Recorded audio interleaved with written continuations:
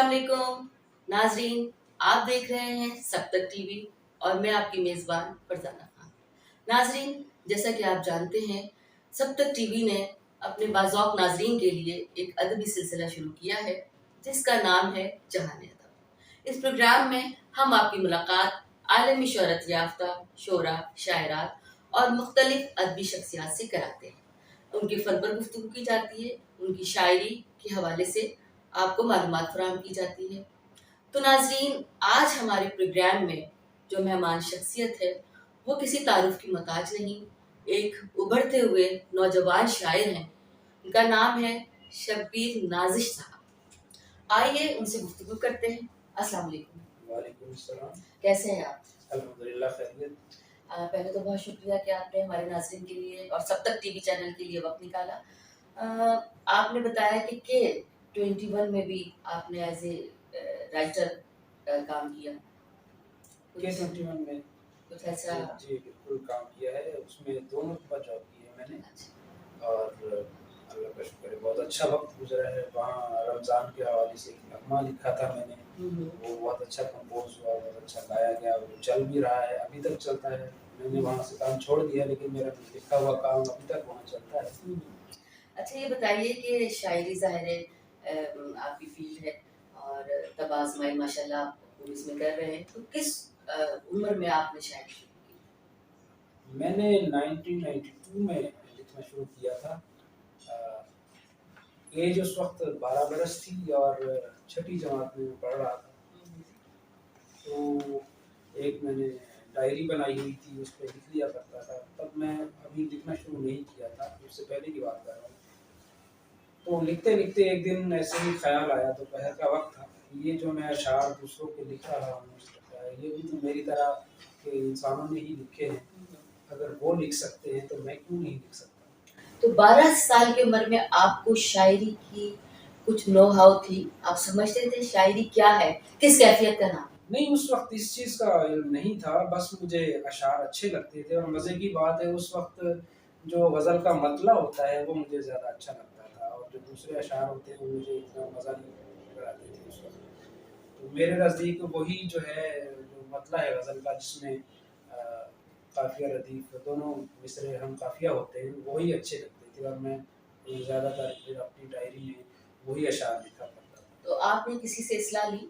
ज़ाहिर है उस एज में जब आपने लिखना शुरू किया तो इस्लाह लेने का अमल कुछ ऐसा रहा? जी बिल्कुल, ये तो फिर बाद में जाके सिलसिला शुरू हुआ ना।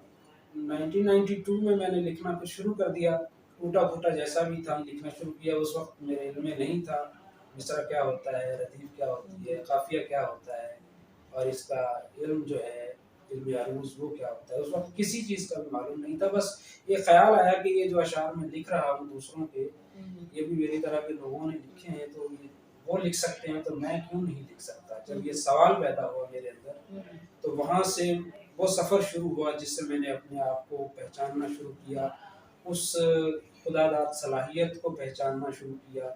फिर मैंने वहीं से लिखना शुरू किया। पहली बार 1996 में मुझे मालूम हुआ कि शायरी का कोई इल्म भी होता है और उसका नाम इल्म अरूज़ है, उसमें बहरें होती हैं, उसमें तख्ती होती है।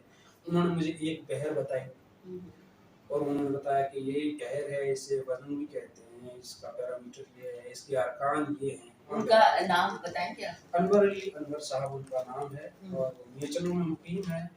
उनसे मुझे पहली बार इस बात का इल्म हुआ कि शायरी का एक इल्म होता है और एक बहर भी उन्होंने बताई और इसलिए मैं उन्हें अभी तक जो है उस्ताद मानता हूँ। जो ज़ाहिर है मुझे खुशनासी उन्होंने करवाई इस चीज़ से, बाकायदा सीखना बाकायदा फिर तो मैं शागिर्द हुआ ना बाकायदा। वो फिर उनका हुआ मिर्ज़ा नसीर खालिद साहब, मियां चन्नू। उनका। अच्छा नाज़िश साहब, ये बताइए कि पहली गज़ल या नज़्म आपकी बाकायदा जिसे आप कह सकते हैं कि वो कहीं छपी हो या मतलब आपके उस्ताद ने भी कहा हो कि अब तुम जो है वो एक शायर बन चुके हो? शायर तो मैं इस बात पे तो यूँ नहीं कहूँगा कि शायर बन चुका, क्योंकि शायर तो पैदा होता है और अल्हम्दुलिल्लाह मैं पैदाइशी तौर पर ही शायर था। हाँ, उसको पॉलिश किया जाता है जैसा कि मैंने सीखा, मेरे साथीज़ा ने सिखाया, फिर आहिस्ता-आहिस्ता वो बात बनती चली गई। देखिए कोई भी फन होता है, फन सीखा जाता है। आपको एक सलाहियत अल्लाह देता है, आप उस पे फिर मेहनत करते हैं, उसके जो लवाज़िमात होते हैं आप वो सीखते हैं। लोग कहते हैं कि हमने शायरी सीखी, मैं इस बात को नहीं मानता। शायरी ना सीखी जा सकती है, ना सिखाई जा सकती है। बिल्कुल, ये गॉट इट। शायरी कैसे होती है, उसको कैसे करना चाहिए, उसको कैसे निखारना चाहिए, उसमें कैसे खूबसूरती पैदा हो सकती है, ये चीज़ें हम सीखते हैं। बिल्कुल। तो ये चीज़ें हमने सीखी। आँख में ठहरे हुए लोग जो है, बहुत खूबसूरत इसका नाम रखा है आपने। तो ये जो इसमें जो शायरी है, वो कुछ मखसूस है या जो माज़ी की तलख़ियाँ या जो आप एक तड़प के साथ आए हैं, एक समझ के साथ यहाँ आए हैं, वो सब कुछ इसमें है? जी, बिल्कुल, वो सारा कुछ इसमें है और जैसा कि नाम से ही बिल्कुल वाज़ेह है, आँख में ठहरे हुए लोग, जैसे ही आप सुनते हैं या पढ़ते हैं तो आपको एहसास होता है कि इसके पीछे कुछ यादें हैं, बिल्कुल। कुछ लोग हैं, कुछ अहबाब हैं, तो ज़ाहिर है वो सारी चीज़ें जिसे हम नॉस्टैल्जिया कहते हैं, वो है। सारी चीज़ें उसमें मोहब्बतें भी हैं, रफ़ाक़तें भी हैं, उसमें नफ़रतें जो मुझे मिली हैं, उनका भी शेड आपको नज़र आएगा, सारी चीज़ें। अच्छा, इस किताब को कितने अरसे में आपने कंप्लीट किया? ये शो बहुत ज़ाहिर है मैं 1996 से मैं बाकायदा फिर सीख लिया था तो फिर वज़न में कह रहा था। तो तब से लेके 2017 में पहली किताब आई है आँख में ठहरे हुए लोग। तो इस दौरानिए में जितना भी लिखा है तो उसमें से फिर मैंने सिलेक्शन करके इसमें शामिल की है। बहुत सारी चीज़ें उस दौर की अभी भी बाकी हैं जो मेरी दूसरी किताब में आएँगी इंशाअल्लाह। तो आप कुछ अपने पसंदीदा अशार हमारे नाज़रीन की नज़र कीजिए। मैं वही अशार पढ़ता हूँ। जब मैं 2004 में कराची में आया था तो आर्ट्स काउंसिल में पहली बार जो मैंने अशार सुनाए थे वो मैं आपके प्रोग्राम में सुनाता हूँ। अपनी बल्कि इस गज़ल से पहले जो मैं सुनाना चाह रहा हूँ उससे पहले 2 शेर पढ़े थे जिनसे इस किताब का नाम भी है कि आँख में ठहरे हुए लोग कहाँ जाते हैं, आँख में ठहरे हुए लोग कहाँ जाते हैं, इश्क हो जाए तो फिर रोग कहाँ जाते हैं। वाह!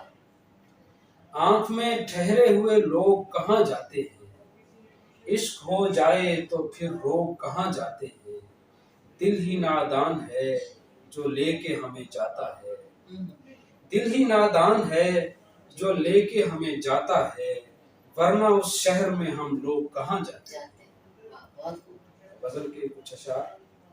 अपनी अलग ही समत में राहें निकाल कर, अपनी अलग ही समत में राहें निकाल कर, वो ले गया है जिस्म से सांसें निकाल कर। अपनी अलग ही समत में राहें निकाल कर, वो ले गया है जिस्म से सांसें निकाल कर।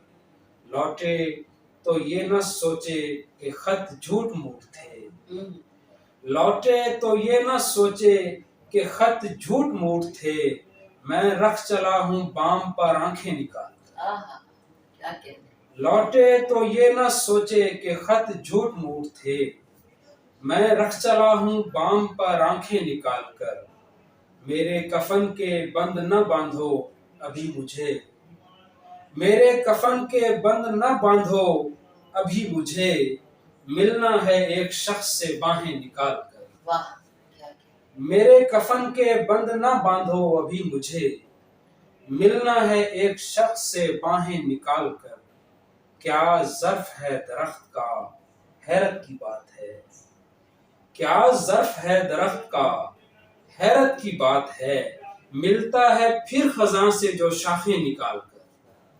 क्या ज़र्फ है दरख्त का, हैरत की बात है, मिलता है फिर खज़ां से जो शाखें निकाल कर। तू ही बता कि आँख के शमशान घाट में, तू ही बता कि आँख के शमशान घाट में, कैसे बसा लूं मैं तुझे लाशें निकाल कर। वाह! क्या कहने। तू ही बता कि आँख के शमशान घाट में, कैसे बसा लूं मैं तुझे लाशें निकाल कर। हर शख्स अपने कद के बराबर दिखाई दे, हर शख्स अपने कद के बराबर दिखाई दे, सोचें जो दरमियान से जातें निकाल कर। आहा!